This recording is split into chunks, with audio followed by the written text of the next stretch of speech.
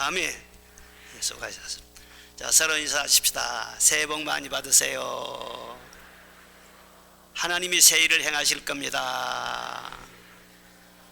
최고의 한 해가 될 것입니다. 아멘.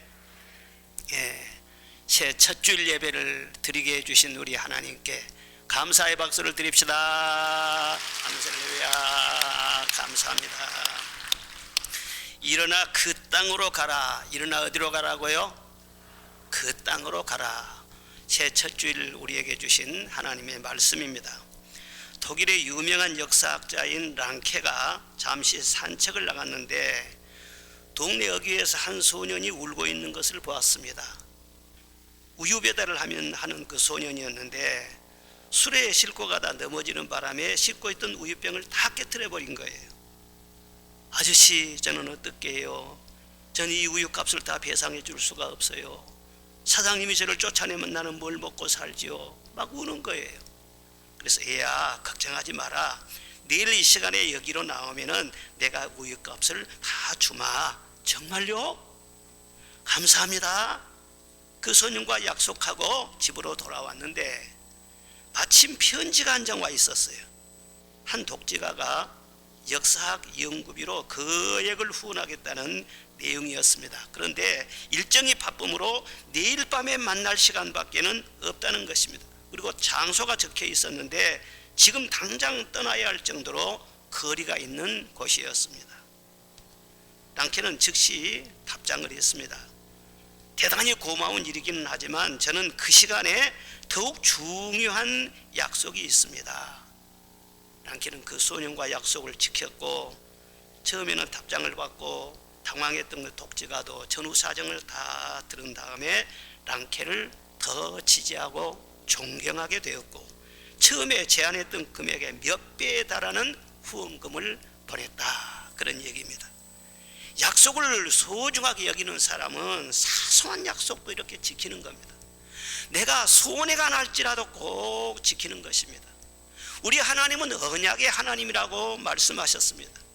하나님이 한번 약속하신 것은 절대 변함이 없다고 말씀을 하시고 천대에 가도 잊지 않고 그 약속을 지키겠다고 하셨습니다. 하나님은 수백 년 전에 아브라함에게 땅을 주겠다 약속을 하셨어요. 너는 일어나 동서남북을 바라보아라. 내 눈에 보이는 이 땅을 다 너와 내 자손에게 주리라 말씀을 하셨어요. 한 번, 두 번 말씀한 것이 아니라 여러 번 말씀하셨고 이삭을 통해서 야곱을 통해서 거듭거듭 확인을 하셨어요.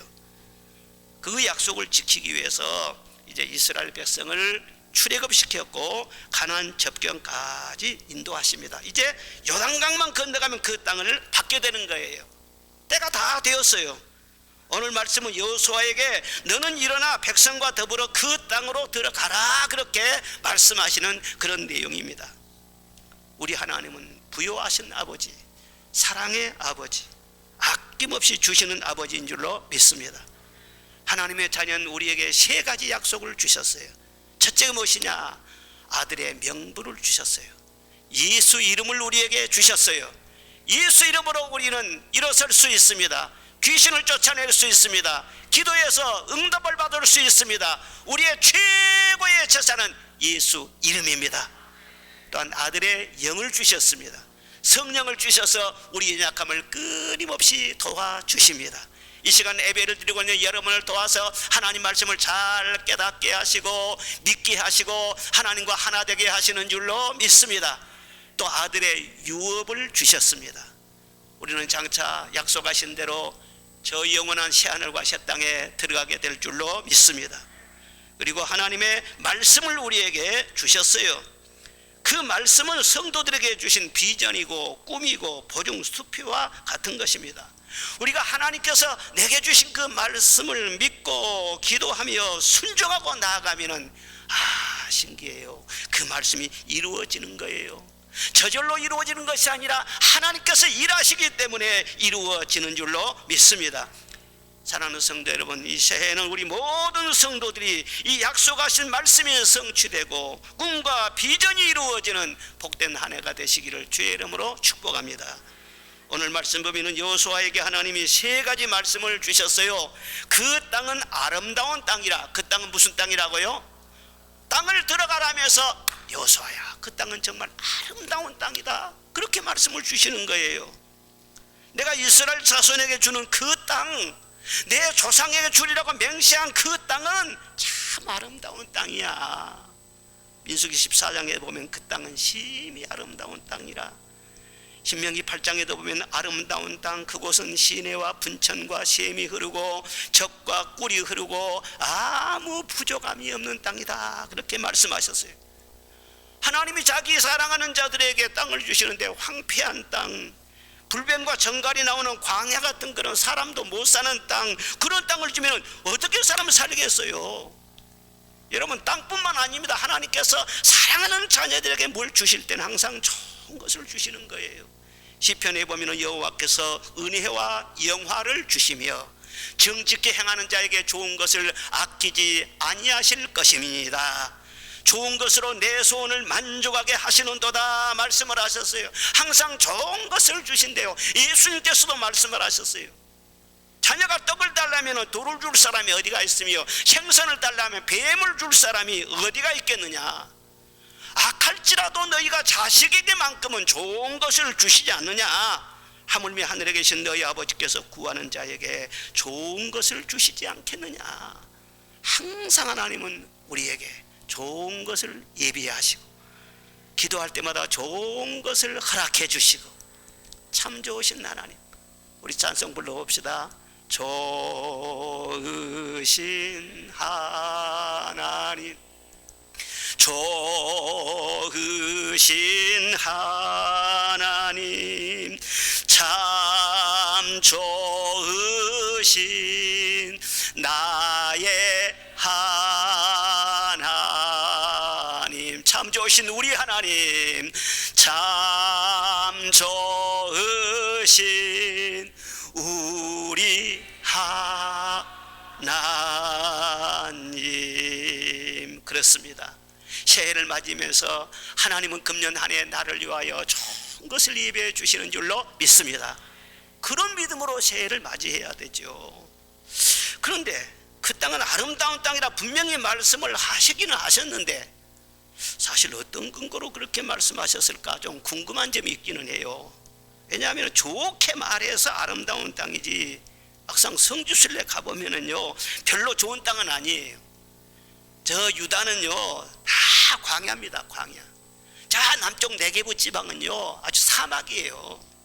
그리고 북쪽에는 산지가 있기는 하지만은 돌도 많고 나무가 무성하지 못한 참 척박한 그런 곳입니다. 우리나라 금수강산을 보다가 성지에 가보면은요 아유 이것이 바로 젖과 꿀이 흐르는 땅일까 좀 실망이 되기도 해요.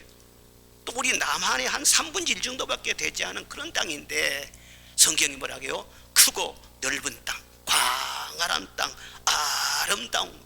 하나님은 항상 그렇게 좋게 말씀을 주세요. 왜 그 땅을 그렇게 좋게 말씀하셨을까? 하나님이 선택했기 때문이죠. 하나님은 한번 선택하면 좋게 보시고 좋게 만들어 가십니다. 하나님이 택하시면 후회가 없는 줄로 믿습니다. 그리고 더 중요한 이유가 뭐냐 그러면은 그 땅에 예수님이 오셨습니다. 메시아가 태어나셨습니다. 그곳에 성전을 세우고 선지자를 보내고 말씀을 전하게 하셔서 메시아 오실 준비를 꾸준하게 하게 하시고 마침내 그 땅에 메시아가 태어나서 자라게 하시고 또 사역하게 하시고 고난당하시고 죽으시고 부활하시고 승천하셨지 않습니까? 장차 예수님이 재림하실 때 어디에 재림하십니까? 그 땅 감람산에 재림하신다 성경에 분명히 기록하고 있습니다. 왜 그 땅이 아름다운 땅인가? 예수님이 오셨기 때문에, 예수님의 영광의 광채가 비추고 있기 때문에 그 땅이 너무너무 아름다운 땅. 꼭 지구의 노른자와 같은 왕관에 박힌 보석처럼 이 세상 모든 세계인의 사랑을 받고 영광을 얻고 칭송받는 그런 땅이 되어 있지 않습니까? 그렇습니다. 지금도 우리 예수님을 모시고 살면, 우리 예수님을 높여드리고 예수님을 영화롭게 하고 늘 예수님과 동행하고 살면은 어떤 인생이 됐든지 어떤 사람이 됐든지 간에 영화로운 사람이 되는 줄로 믿습니다.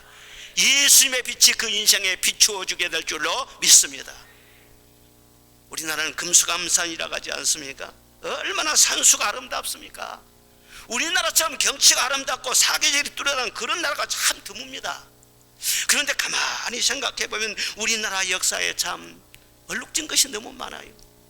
이주 500년 시대만 돌아봐도 얼마나 이 땅에 슬픔과 단식이 많았는가, 고통과 한이 많이 서려 있는 그런 땅인가. 수많은 전쟁이 일어났어. 약탈을 당하고 피 흘리고 또 산업공상, 남존여비 그런 사상, 신분차별이 너무너무 심했어요. 백정이나 천민들은 사람 대접도 받지 못했어요. 특별히 우리 여성들은 너무너무 살기가 힘들었어요. 질거지약, 아차 하면 시집가도 쫓겨나는 거예요. 예? 아무리 강산이 푸르고 아름다우면 뭐합니까? 사람 대접도 받지 못하고 살았는데, 그러니까 우리나라 백성들의 한이 많아요. 우울한 거예요. 암흑한 이 땅이었어요. 그런데 복음의 빛이 들어와 비친 거예요. 마을마다 교회가 세워지고 이처럼 우리가 예배를 드리고 하나님을 찬양하고 하나님을 높여드리고, 전 세계인들 중에서 우리나라 그리스도인들처럼 예배를 잘 드린 그런 나라가 없어요. 우리나라 성도들처럼 교회를 사랑하고 주의 복음을 전하고 하나님을 충성스럽게 섬기는 그런 백성들도 참 많지 않습니다.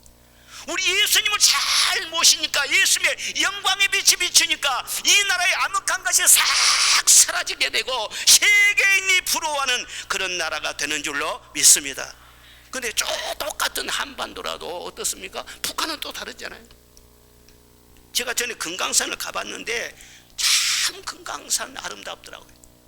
금강산 찾아가서 12,000봉 그 노래도 있는데 얼마나 웅장하고 화려하고 감탄하지 않을 수가 없어요.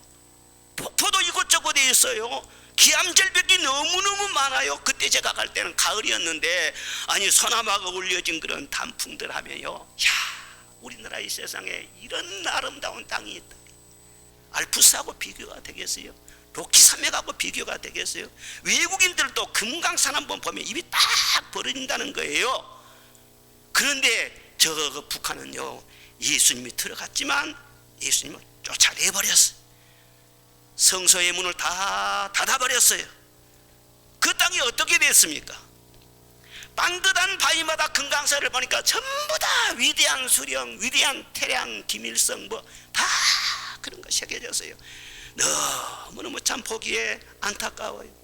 아름다운 땅도 예수님이 없는 땅은 황폐화돼 버리고 버려진 땅과 같고, 그곳에 사는 그런 사람들이 편치를 못해요. 탄식이 많아요. 여러분, 집도 그렇습니다. 아무리 좋은 집, 좋은 아파트에 산다 할지라도 예수님 모시고 살아야 따뜻하고 행복하지, 예수님 없는 그런 집은요, 마음이 허전해요. 찬바람이 쌩쌩 불어요. 축복이 쌓여져 가야 되는데, 행복이 쌓여져 가야 되는데 불안과 근심의 먼지가 자꾸 쌓이는 그런 가정이 돼버려요. 예수님을 모시고 예수님의 빛 가운데로 사는 것이 얼마나 복된 것임을 여러분 다시 한번 깨닫고 감사하시기를 바랍니다. 예수님께 영광을 돌리시기를 바랍니다.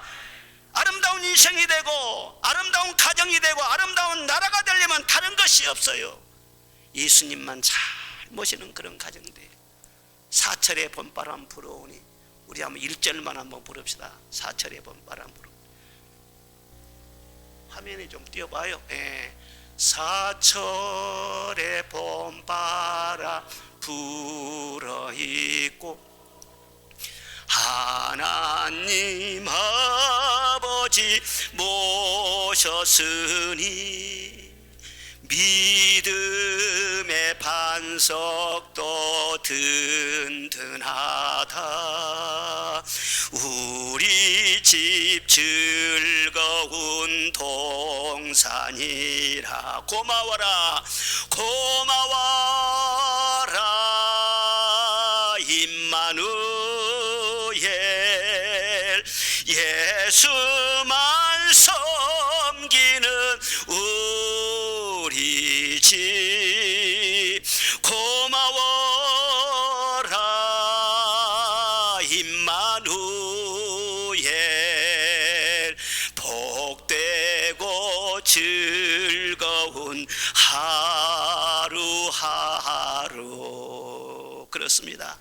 하나님 아버지 모시고 늘 예배드리고 찬송하고 기도하며 예수님 중심으로 살아갈 때 그 가정은 젖과 꿀이 흐르는 가정이 되고, 그런 하나님의 자녀들이 사는 나라를 아름다운 나라로 복 주실 줄로 믿습니다. 복 있는 사람은 항상 예수 안에 살면서 예수님의 관점으로 모든 것을 보고 생각해야 돼요. 예수님이 함께 계시니 잘 될 줄 믿습니다. 늘 긍정적인 그런 생각을 해야 되는 거예요. 하나님의 사랑받고 사는 내 인생은 정말 아름다운 인생이다. 또 하나님께서 새해를 선물로 주셨으니 올해는 아름다운 해가 될 것이다. 하나님의 사랑받는 내가 있으니 우리 집은 아름다운 집이 될 것이고, 우리 교회는 은혜 충만한 교회가 될 것이고, 우리나라 또한 복된 나라가 될 줄로 믿습니다. 이렇게 늘 긍정적으로 생각하면서 믿음의 말을 할 때 하나님이 다 들으세요. 네 말이 내 귀에 들린 대로 내가 행하리라. 그대로 이루어 주신다는 거예요. 사람의 미래는 어떻게 보느냐, 세상을 어떻게 보고 내 인생을 어떻게 보느냐에 완전히 달려있는 것입니다. 이스라엘 백성들이 광야 생활할 때 가네스 바네아에서 12명의 정탐꾼을 보냈지 않습니까? 너희는 가서 그 땅이 어떠한지 탐지하고 돌아와서 보고해라. 곧 그 땅 거민이 강한지 약한지, 많은지 적은지, 그들이 사는 땅이 좋은지 나쁜지와 토지가 비옥한지 메마른지 나무가 있는지 없는지를 탐지하고 돌아오고 그 실과를 가져와라 보냈습니다. 그래서 40일 동안 땅을 정탐하기를 마치고 돌아와서 온 이스라엘 회중 앞에 나와 보고를 해요. 그 과일을 보내면서. 그런데 포도 한 송이를 막대에 꿰가지고 두 장정이 밀 정도로 그렇게 포도가 탐스러웠으니까요, 얼마나 대단한 땅입니까? 보고하기를 과연 그 땅은 젖과 꿀이 흐르는 땅이었습니다. 이 과일은 바로 거기에서 따온 것입니다. 그걸 다 보여준 거예요. 여기까지는 잘했어요. 그런데 그 12명 중에서 10명이 말이죠, 집단으로 그냥 부정적인 말을 하는 거예요. 그런데 사실은 그 땅은 거주민을 삼키는 땅이었습니다. 아주 우리가 정복하기 어려운 땅이었습니다. 땅을 악평하는 거예요. 아니, 하나님께서 어련히 알아서 좋은 땅을 주셨을 텐데 믿음이 병들어 가지고 하나님은 아름다운 땅이라고 하는데도 그들은요 아름답지 않대요. 악평을 하는 거예요. 그 10명 중에 한 사람도 그 땅에 들어가지를 못했습니다. 사랑하는 성도 여러분, 전문가들이 말하는데 모든 생명체는 외부의 자극에 민감한 반응을 보인다는 거예요. 지렁이도 건드리면 움츠러드는 거예요. 들꽃도 외부의 자극이 있으면 움츠러든다는 거예요. 사람은 더 말할 것도 없어요. 어떤 애워싸고 있는 문제들을 보면 기분 좋은 그런 문제만 있는 것이 아니에요. 겁나고 두려워하는 그런 문제들이 훨씬 더 많은 것입니다. 이 새해에도 어떤 생소한 환경에 우리가 직면하게 될 것입니다. 그러나 어떤 상황이 발생한다 할지라도 좋으신 하나님이 우리와 함께 하신 줄로 믿습니다. 새해라고 하는 아름다운 땅을 우리에게 주신 줄로 믿습니다. 항상 잘 될 줄로 믿습니다. 주 안에서 아름답게 보는 눈이 열리시기를 주의 이름으로 축원합니다. 그러면 그 긍정적인 믿음을 따라서 내가 아름답게 만들어 줄 것이다. 아름다워서 아름다운 것이 아니라 아름답게 보면서 믿음으로 나아가면은 하나님께서 아름답게 만들어 주신다는 거예요. 할렐루야. 두 번째로 당부하신 말씀은 강하고 담대하라는 거예요. 뭐 하라고요? 강하고 담대하라. 6절에 보면 강하고 담대하라. 7절에도 오직 강하고 극히 담대하라. 9절에도 보면 내가 내게 명령한 것이 아니야. 강하고 담대하라. 두려워하지 말며 놀라지 말라. 내가 어디로 가든지 내 하나님 여호와가 너와 함께 하느니라. 거듭 강하고 담대하라. 담대하라. 나를 좀 굳게 믿으라, 그 말 아니겠어요? 왜 이처럼 믿음을 강조하는 것일까? 믿어야 하나님과 코드가 맞습니다. 코드가 안 맞으면 하나님과 함께 할 수가 없어요. 믿어야 하나님과 맞는 거예요. 믿기만 하면 어떤 어려움이 와도 거침없이 하나님이 해낼 것입니다. 어떤 대적이 와도 전혀 문제가 될 것이 없습니다. 그런데 네가 믿지 않고 두려워 떨면은 내가 너를 잡고 일할 수 없다는 거예요. 그러니까 담대하다고 하는 것은 심리적인 문제가 아니라 하나님과 연결되느냐 끊기느냐 하는 영적인 사활에 걸린 문제라고 하는 것입니다. 그러므로 이 시간 여러분들이 기도해야 할 제목이 무엇이냐? 이 새해 첫 주일을 맞이하면서 하나님, 나에게 성령의 불을 주시옵소서. 내 마음의 불안과 두려움을 태워 주시옵소서. 그리고 강하고 담대한 믿음으로 충만케 하여 주시옵소서. 그 믿음 하나 가지면은요, 주님이 함께 일하십니다. 함께 동행하십니다. 하나님 안에 답이 있는 줄로 믿습니다. 12명의 정탐꾼 얘기를 다시 한번 해볼게요. 담대한 믿음이 얼마나 중요하다는 것을 그 사건을 통해서 우리에게 누누이 보여주고 있지 않습니까? 민수기 13장에 보면 갈렙이 이르되 우리가 곧 올라가서 그 땅을 취하자 능히 이기리라 하나 그와 함께 올라갔던 사람들은 이르되 우리는 능히 올라가서 그 백성을 치지 못하리라. 그들은 우리보다 강하니라 하고 거기서 본 모든 백성은 신장이 장대한 자들이며 거기서 네피림 후손인 아낙 자손 거인들을 보았나니 우리는 스스로 보기에도 메뚜기 같았다. 자기들이 메뚜기래요. 이 메뚜기 컴플렉스가 여기서부터 나온 거예요. 그러자 온 회중이 소리를 높여 부르짖으면서 밤새도록 통곡했다고 성경에 기록이 되어 있어요. 아니, 울 일이 따로 있는데 따로 있습니까? 지금 사람이 죽었습니까? 무슨 전쟁이라도 터지고 난리가 났습니까? 아무 일도 없어요. 그런데 잘못된 정보를 듣고 밤새도록 눈이 붓도록 통곡하며 부르짖고 난리가 났네요. 사랑하는 여러분, 여러분들이 이 세상에 있는 소리를 듣고 반응하지 말고 하나님의 말씀을 듣고 반응하는 성도들 되시기를 바랍니다. 하늘을 사랑하면서 별별 쓰는 뉴스가 많이 이제 전해지게 될 것인데 세상 뉴스나 소문을 듣고 충격받고 밤새도록 눈이 붓도록 통곡하고 그런 사람 되지 말고 그러려니 하고 지나가고 하나님이 모든 세상 만사를 다스려 주실 것을 믿고 어떤 상황이 온다 할지라도 강하고 담대한 여러분 되시기를 주의 이름으로 축원합니다. 울고 불면서 큰일 났다 그러더니요, 이렇게 불신앙의 수렁에 빠지면 점점 더 빠져드는 것입니다.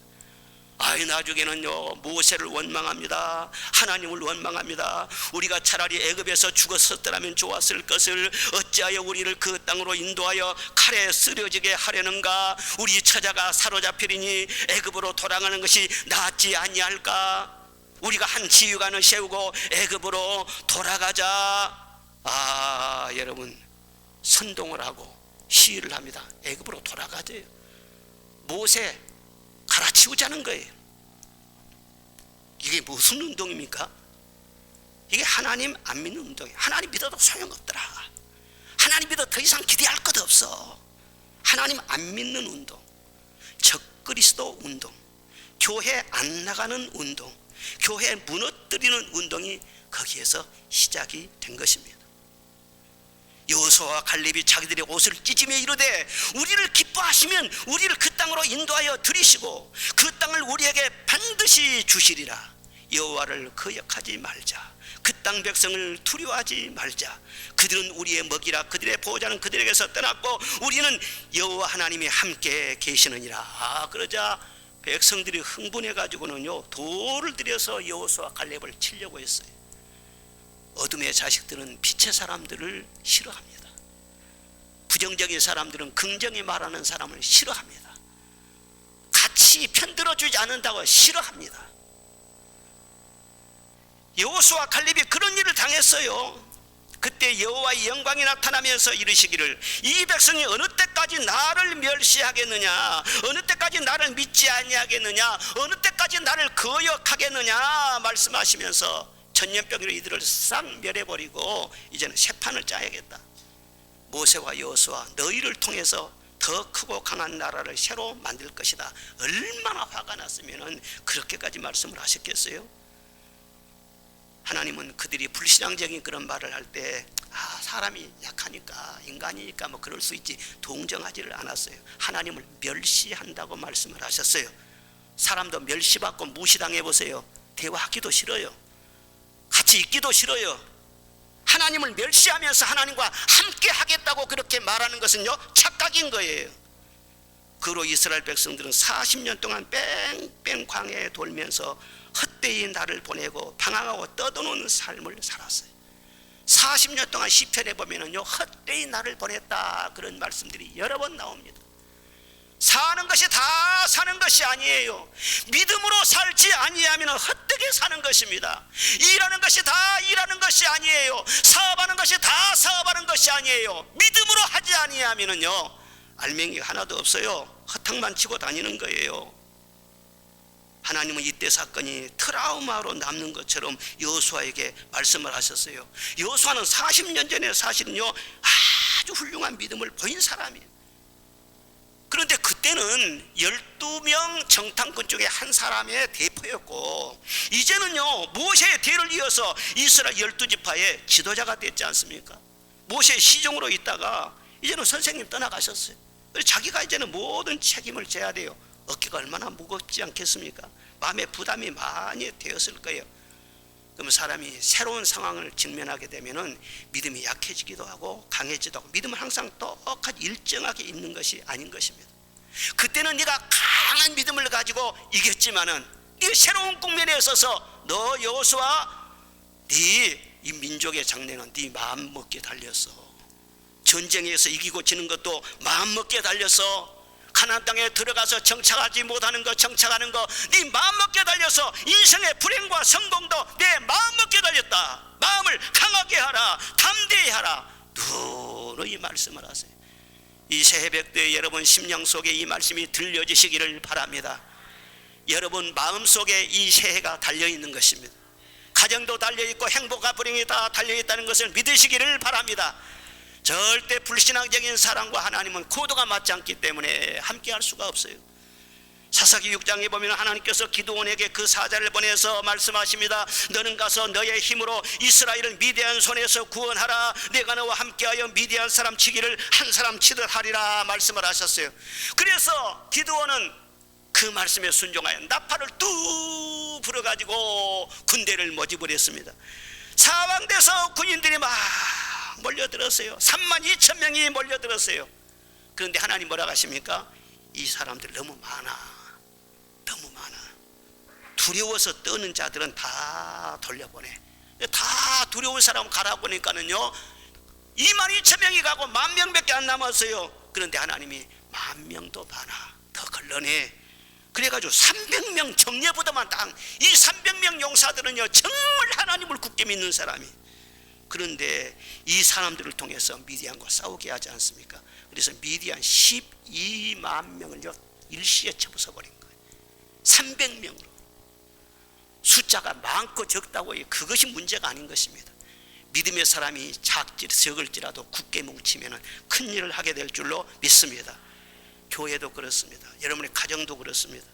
믿음 없는 사람과 하나님은 함께 할 수 없습니다. 못한다는 사람, 불평하는 사람, 부정적인 말을 하는 사람, 그런 사람이 끼면은 될 일도 안 돼요. 이길 전쟁도 패해버려요. 하나님의 영광이 나타날 수도 없어요. 여러분은 각자가 300명 용사와 같은 믿음의 정예부대가 되시기를 주의 이름으로 축원합니다. 또 있습니다. 예수님께서 죽은 회당장 야이로의 딸을 살릴 때도 그랬습니다. 지금 예수님이 오셨어요. 예수님 오시면 아무리 병든 사람도 나을 것이고, 설령 사람이 죽은다 할지라도 살아날 것이고, 그런 역사가 일어나지 않습니까? 그런데 이미 그 아이는 죽었어요. 죽기는 죽었어요. 근데 이미 죽었다고 장례식 준비를 하면서 사람들이 동거가면서 두려워하면서 막 떨고 헌화하고 난리가 났네요. 예수님이 들어오셔서 그 아이를 살려야 되는데 이렇게 불신앙적인 사람들하고 같이 있으면은요 예수님이 일할 수가 없어요. 그래서 다 내보내라 했어요. 다 내보내라.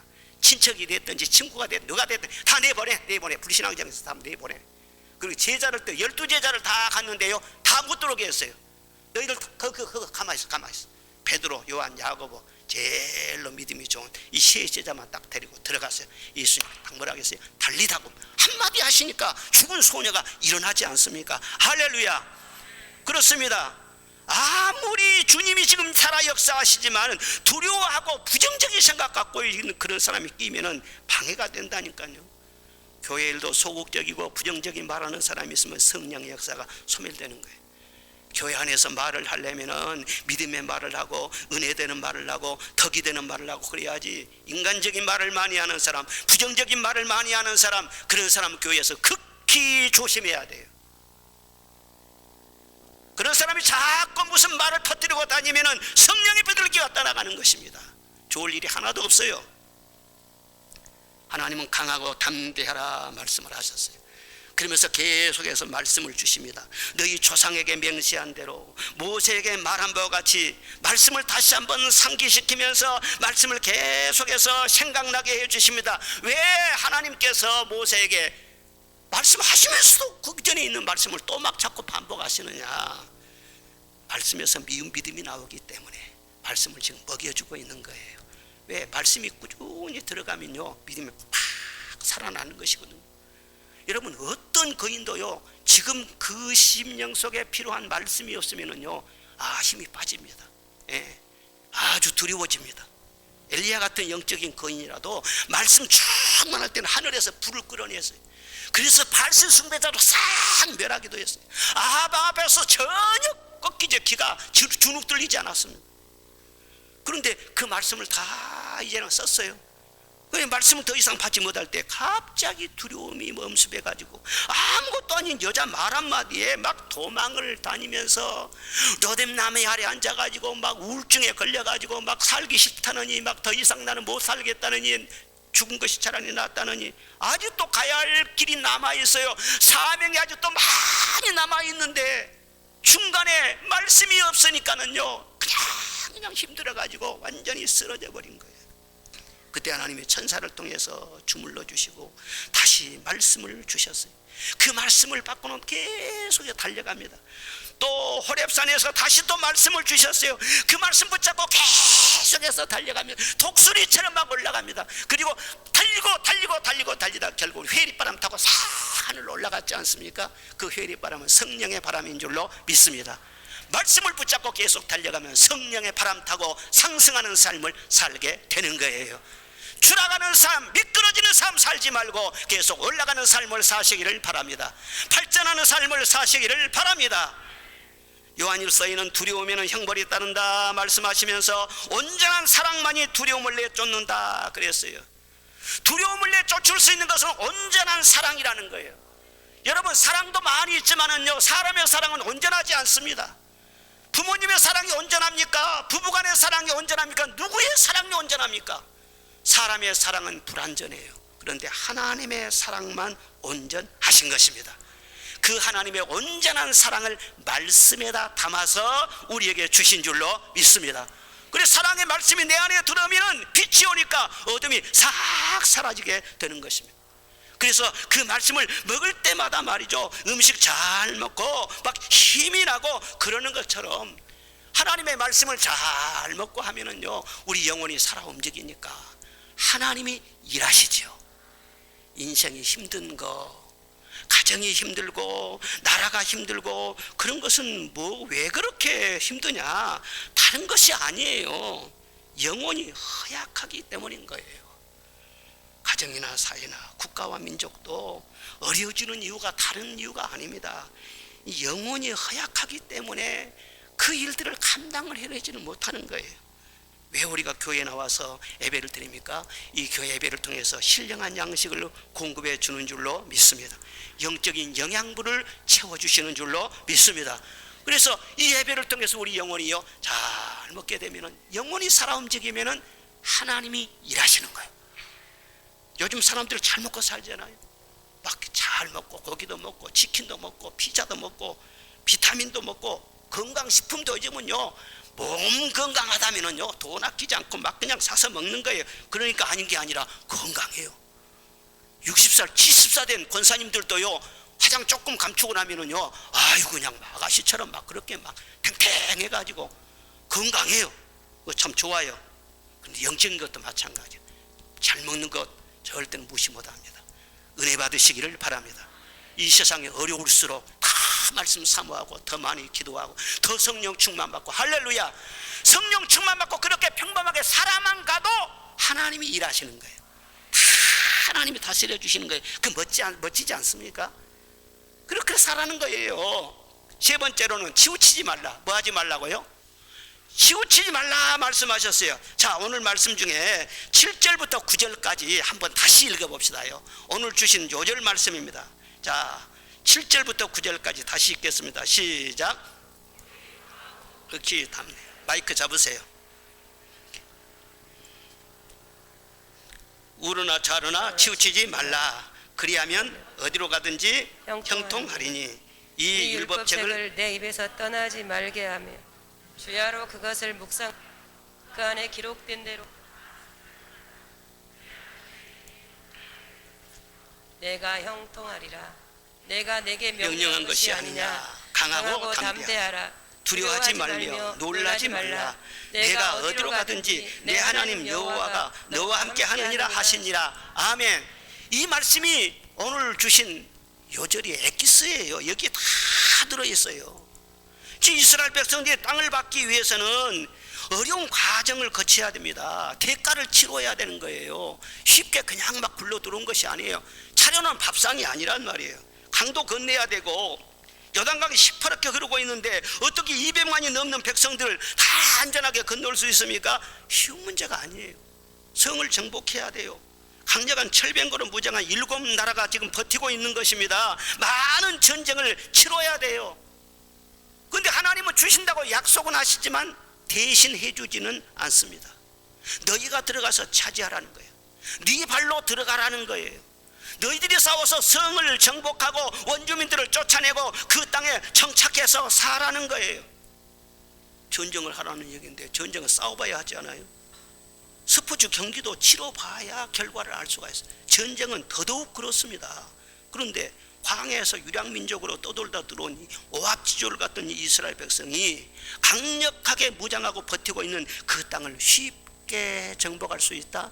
그것은 보장할 수가 없어요. 사람 마음속에 두려움이 있을 수밖에 없어요. 그런데 하나님이 하시는 말씀은 그럴지라도 너희는 두려워하지 말라. 내가 한다. 내가 해. 내가 너희와 함께하여 싸울 것이고 내가 너희와 함께하여 그 땅을 차지하게 할 것이다. 그런데 단 한 가지, 말씀을 내 입에서 떠나지 말게 하고 주야로 그것을 묵상하고 그 안에 기록된 대로 다 지게 행하고 말씀 중심으로 나가야지 좌로나 우로나 패딱패딱 치우치면 절대 안 된다는 거예요. 사령관이 지휘관들에게 작전을 지시한 것처럼 하나님께서 여호수아에게 좀 지시를 하는 것입니다. 좌우로 절대 치우치지 말아라. 자동차 운전을 해도 차선을 잘 지켜야 돼요. 중앙선 침범해버리면 대형 사고가 일어나는 거예요. 하나님께서 말씀의 선을 딱 주면서 너는 이 선을 잘 지켜라 말씀하셨어. 그냥 세상 술 취해가지고 갈짓자로 왔다 갔다 그러면 사고 나지 않아요. 사람 눈치 보고 하나님 눈치 보고 손해를 까두렸고 내 감정에 치우치고 내 기분에 치우치고 왔다 갔다 이렇게 하면은 너는 사고 날 수밖에 없어. 철부지한 네 감정에 치우치지 말고 누가 무슨 말한다 할지라도 요동하지 말고 하나님께서 너에게 주신 말씀을 마음속에 잘 새기면서 치우치지 말고 말씀의 선을 따라서 살아라. 할렐루야. 시편 119편에 보면은 악인이 끌고 가도 주의 법을 나는 잊지 아니하였나이다 그런 말씀이 있어요. 악인이 끌려간다 할지라도 나는 죽으면 죽으리라. 절대로 나는 말씀을 범하지 않겠다. 원수들의 멸시를 당해도 환난과 우한을 당한다 할지라도 나는 굳게 결심해서 절대 나는 말씀을 범하는 일은 없을 것이다. 죽으면 죽으리라 결심하고 말씀의 선을 지켰다는 그런 얘기 아니겠어요? 신앙의 자세는 그렇습니다. 우리 모든 구원은 모든 답은 인생의 모든 길은 하나님 안에 다 있습니다. 예수 그리스도 안에 성령 안에 다 좋은 것이 들어있습니다. 그런데 우리가 왜 자꾸 넘어지고 부끄럼 당하고 그런 일들이 발생하느냐? 좌우로 치우치기 때문에 그렇습니다. 저는 지금까지 40년 이상 목회를 해오면서 다른 분들은 저를 어떻게 볼지 몰라요. 막 기도하면서 막 용감하게 설교하고 막 그러니까는요 굉장히 떠들고 말이 정적인 목사로 그렇게 볼지 모르겠는데 사실은 그렇지 않습니다. 지금까지 살아오면서 삼가 조심하며 살았어요. 하나님이 어떤 분인 줄 알기 때문에 하나님의 뜻을 거스르면 어떤 결과가 온다는 것을 알기 때문에 삼가 조심하며 산 거예요. 나는 두려운 것은 하나도 없어요. 하나님이 두려워요. 내가 이 길을 가는데 과연 하나님의 뜻입니까? 과연 하나님의 뜻입니까? 몇 번이고 몇 번이고 100번 1000번이고 물어보면서 한 걸음 한 걸음 여기까지 온 거예요. 두렵고 떨림으로 너희 구원을 이루라고 말씀하지 않습니까? 여러분, 선을 지킨다는 것은 다른 것이 아니에요. 하나님께서 계명을 주셨잖아요. 율법에 보면 613가지나 되는 계명이 있습니다. 그것을 압축하고 압축하면 10계명이 되는 것입니다. 그 10계명 지키라는 거예요. 하나님을 사랑하는 것은 이것이니 우리가 그의 계명을 지키는 것이라 말씀을 하셨어요.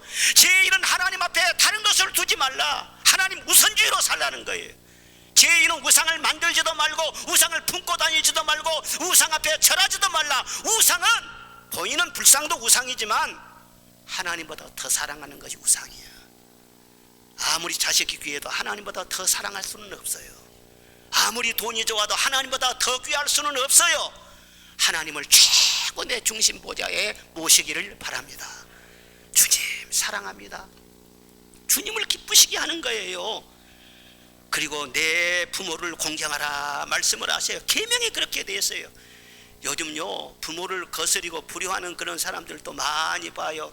우리 그리스도인들은 다 효자 여부 되시기를 바랍니다. 그러면 하나님의 복이 있고 여러분의 자녀들이 잘 될 줄로 믿습니다.